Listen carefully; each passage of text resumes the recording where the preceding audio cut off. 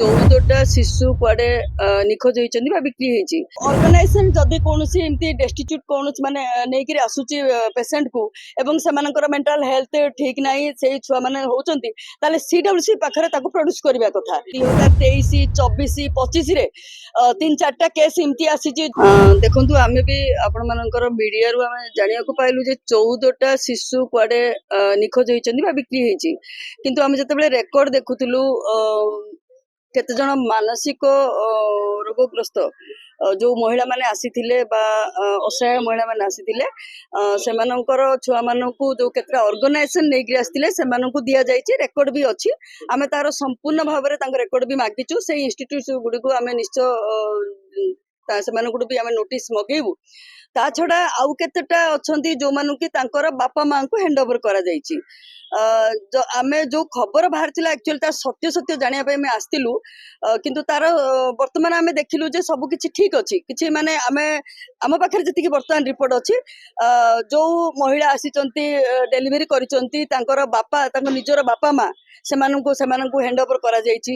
ଆଉ କେତେଟା ଯୋଉ NGO କୁ ଦିଆଯାଇଛି ସେଗୁଡାକ ମଧ୍ୟ ଆମେ ତାର ନିଶ୍ଚୟ ଖବର ନବୁ। ସେମାନଙ୍କୁ ବି ଆମେ ନୋଟିସ କରିବୁ ଯେ ସେଇ ଛୁଆ ମାନଙ୍କୁ ସେମାନେ ନେଇଛନ୍ତି କୁଆଡେ ଏବଂ CWC ରେ ତାହା ପ୍ରଡ୍ୟୁସ ହେଇଛି ନା ନାହିଁ, ଏବଂ ସେଇ ଛୁଆ ମାନଙ୍କର ପ୍ରକୃତ ଖୋଜ ଖବର ଜାଣିଲା ପରେ ଆମେ ଆପଣମାନଙ୍କ ନିକଟରେ ଜଣେଇବୁ।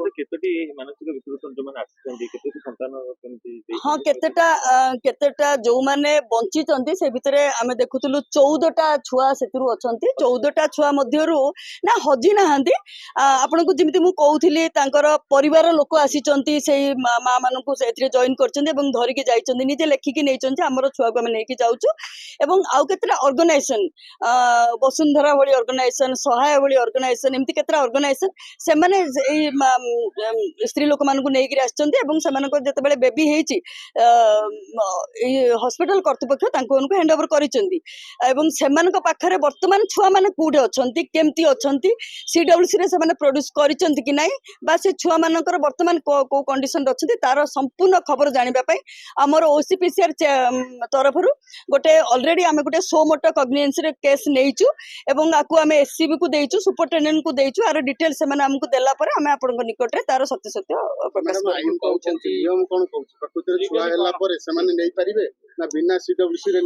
ଦେଖନ୍ତୁ, ଅର୍ଗାନାଇଜେସନ ଯଦି କୌଣସି ଏମିତି ଡେଷ୍ଟିଚ୍ୟୁଟ୍ କୌଣସି ମାନେ ନେଇକିରି ଆସୁଛି ପେସେଣ୍ଟ କୁ ଏବଂ ସେମାନଙ୍କର ମେଣ୍ଟାଲ ହେଲ୍ଥ ଠିକ ନାହିଁ, ସେଇ ଛୁଆ ମାନେ ହଉଛନ୍ତି, ତାହେଲେ CWC ପାଖରେ ତାକୁ ପ୍ରଡ୍ୟୁସ କରିବା କଥା। ପ୍ରକୃତରେ ସେମାନେ କରିଛନ୍ତି କି ନାହିଁ ତାର ବି ଆମେ ବିବରଣୀ ନବୁ ଏବଂ ସେ ଛୁଆ ମାନେ ବର୍ତ୍ତମାନ ସେମାନେ କୋଉ କଣ୍ଡିସନ ରେ ଅଛନ୍ତି ତାର ବି ଆମେ ଯେତେବେଳେ ସତ୍ୟତା ଜାଣିବୁ ଆମେ ଆପଣଙ୍କ ନିକଟରେ ଜଣେଇବୁ। ଦେଖନ୍ତୁ, ନାଇଁ ମେଡିକାଲ ତରଫରୁ ପ୍ରକୃତରେ ମେଡିକାଲ ତରଫରୁ ତାର ବି ଗୋଟେ ଗାଇଡଲାଇନ ରହୁଛି ଯେ ସେମାନେ ପୋଲିସରେ ବି ଜଣେଇଛନ୍ତି। ମୁଁ ଯାହା ରେକର୍ଡ ଦେଖୁଥିଲି ସେମାନେ ପୋଲିସକୁ ବି ଜଣେଇଛନ୍ତି ଯେ ଏମିତି ଆସିଛି ଆଉ ଆମେ ହ୍ୟାଣ୍ଡ ଓଭର କରିଛୁ। ଏବଂ ଯୋଉ ଅର୍ଗାନାଇଜେସନ NGO ସେଇଟାକୁ ନେଇଛନ୍ତି ସେମାନେ ବି ସିଗ୍ନେଚର କରିକି ନେଇଛନ୍ତି ଯେ ଆମେ ବେବି ଆଉ ତାଙ୍କର ମାଙ୍କୁ ଆମେ ନେଇଛୁ। କିନ୍ତୁ ବର୍ତ୍ତମାନର ମାନେ ପ୍ରଶ୍ନ ହଉଛି ଯୋଉ ଅର୍ଗାନାଇଜେସନ ମାନେ ନେଇଛନ୍ତି ସେମାନେ CWC ପାଖରେ ତାର ବେବିକୁ ପ୍ରଡ୍ୟୁସ କରିଛନ୍ତି କି ନାହିଁ, ସେଟା ଗୋଟେ ବହୁତ ବଡ କ୍ୱେଶ୍ଚିନ୍ ମାର୍କ ଅଛି। ତାର ସମ୍ପୂର୍ଣ୍ଣ ବିବରଣୀ ଆମେ ଜାଣିବାକୁ ଚାହୁଁଛୁ। ସେୟା ପାଇଁ ଆମ ତରଫରୁ ଆମେ ନୋଟିସ ବି ଦବୁ ସେଇ ଅର୍ଗାନାଇଜେସନ ଗୁଡିକୁ। ଏବଂ 2018ରୁ ଯେହେତୁ କେସ୍ ଅଛି, ତେଣୁ ତାର ସମ୍ପୂର୍ଣ୍ଣ ଭାବରେ ସେମାନଙ୍କର ପାଖରେ ଯୋଉ ଡେଟା ଅଛି ଆମକୁ ଦେଲେ ଆମେ ତା ଅନୁଯାୟୀ ସେମାନଙ୍କୁ ଲେଟର କରିବୁ ଏବଂ ତାର ଡିଟେଲ ଆମେ ଜାଣିବୁ।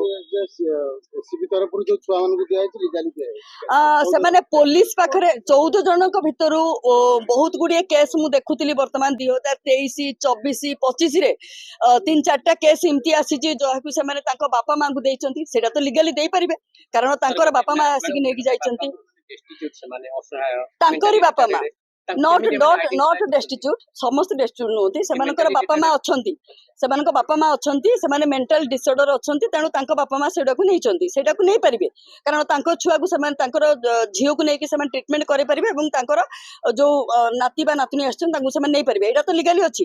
ଏବଂ ଯୋଉ ଅର୍ଗାନାଇଜେସନ ମାନେ ତାଙ୍କ ମା ମାନଙ୍କୁ ନେଇକିରି ଆସିଥିଲେ ସେମାନଙ୍କ ହାତକୁ ସେମାନେ ହ୍ୟାଣ୍ଡ ଓଭର କରିଛନ୍ତି ଏବଂ ପୋଲିସକୁ ଜଣେଇକିରି ହ୍ୟାଣ୍ଡ ଓଭର କରିଛନ୍ତି। 14ଟି କେସ୍ ଭିତରୁ ବାପା ମାଙ୍କ ପାଖକୁ କେତେ ଜଣ ପିଲା ଯାଇଛନ୍ତି? आमे डिटेल हॉस्पिटल को मागिचु सेमाने हमको जतेबेले डिटेल सेमानको रिपोर्ट देबे सेतेबेले आमे रेकॉर्ड रे मु जो वर्तमान आमे देखिलु प्राय 5टा आमे देखिचु 5टा भितरु 5टा जो रेकॉर्ड देखिलु आमे डिटेल रेकॉर्डटा देखिलु 3टा सेतिरु तांकर बापा मामा नेचंती बा तांकर रिलेटिव नेचंती एवं आउ 2टा सेमाने कोनसी गुडे माने जो एनजीओ को देइचंती जो एनजीओ माने से मां मान को नेकरी आस्तिले तो तार आमे डिटेल रिपोर्ट जानिबा को चाहूछु ता छडा आपण जेमती कहले आउरी 9टा केस अछि मु तार डिटेल रिपोर्ट भी मागिछि एवं हमर ओसीपीसीआर तरफरु गुटे सो मोटो कॉग्निजेंस रे मध्ये गुटे नोटिस हेछि जे से माने हमकु डिटेल रिपोर्ट देबे जतबेले हम पाखरे वैलिड रिपोर्ट आसीबा हम आपन निकट निश्चित जणेबो